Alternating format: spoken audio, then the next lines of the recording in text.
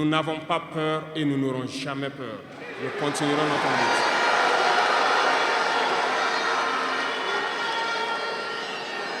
Ils ont fait peur sûrement à beaucoup de chefs d'État africains.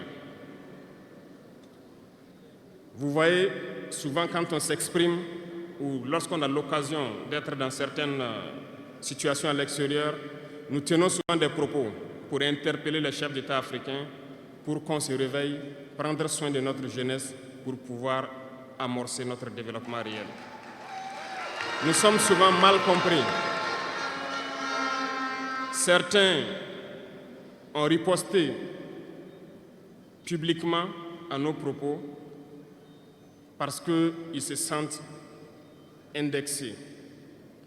Mais je peux vous assurer, jeunesse, que lorsque nous nous retrouvons dans les couloirs, ces mêmes chefs d'État nous disent « Vous êtes sur la bonne voie, c'est ce qu'il faut faire pour que l'Afrique puisse s'en sortir. » Alors,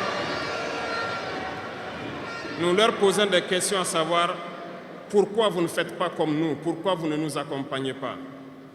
Certains nous disent qu'ils ont les mains liées, certains nous disent qu'ils ne peuvent pas.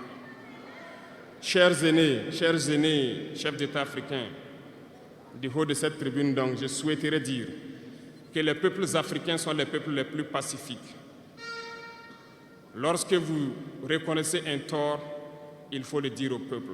Que nous n'ayons pas peur demain de sortir et dire au peuple, nous nous excusons, nous avions été compromis, nous avons des biens mal acquis, on nous a compromis par plusieurs choses et que nous demandons pardon et nous revenons sur la bonne voie. Et de commencer à travailler réellement pour l'indépendance de nos États et notre émancipation.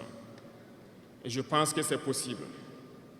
Si nous restons dans cette posture de peur, nous serons lâches et l'histoire nous jugera.